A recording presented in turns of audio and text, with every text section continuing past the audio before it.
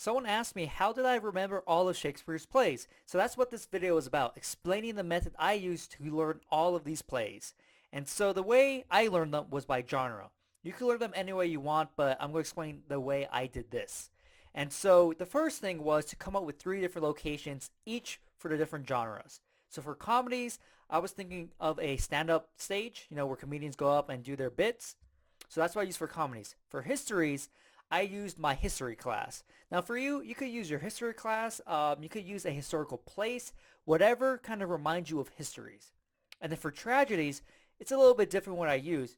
For the beginning of the word trage, I think of trash, so I picture the dump. That's what I use.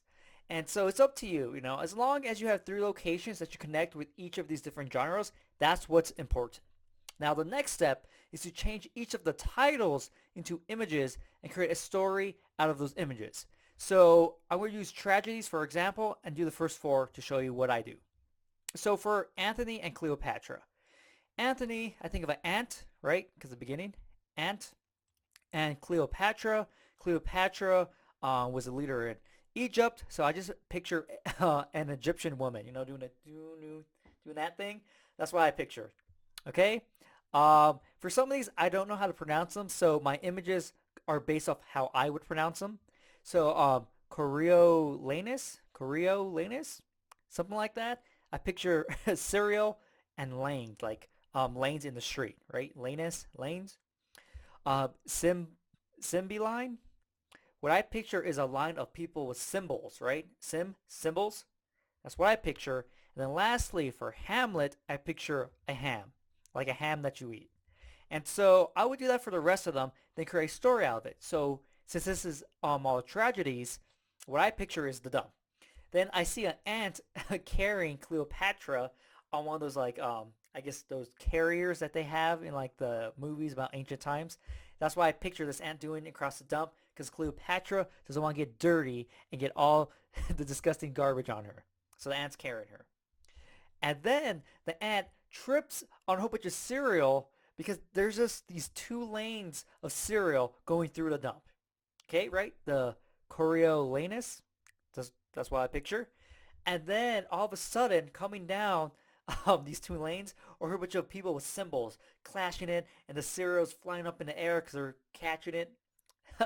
So that's the story so far. And then Hamlet, and then all of a sudden, out from a pile of garbage, a big pig comes out and starts terrorizing, chasing these people with the symbols because this pig was trying to sleep. Ham, I picture a pig.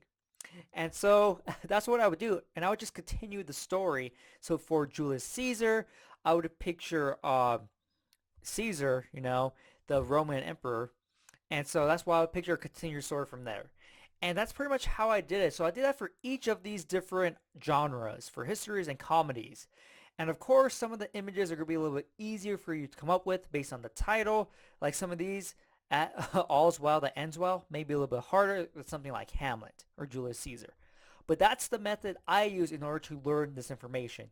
And it's really easy because it doesn't take up any journeys. You're just creating locations on the spot, right? Comedies, stand-up stage, histories, history class, tragedies, a dump, the trash place, right? And so, yeah, so that's the method I use. It's really quick and really easy to start implementing right away. Hopefully you found this useful and you got to see me apply this method to this information, but also got an insight into how I apply these memory techniques to all sorts of information. So hopefully you enjoyed the video, and I'll see you next time. Subscribe to my channel for more videos on memory techniques, how to do better in school, memory challenges, updates, and much more. Also remember to click the notification bell so you know when I upload a video. You can follow me on Facebook and Twitter. The links are down below in the description. You also can check out these videos. If you want to learn all the memory techniques and learn how to apply them to all sorts of information, or if you want to start competing in memory competitions, you can check out my programs down below in the description. Look forward to my next video and get ready to get the best memory of your life.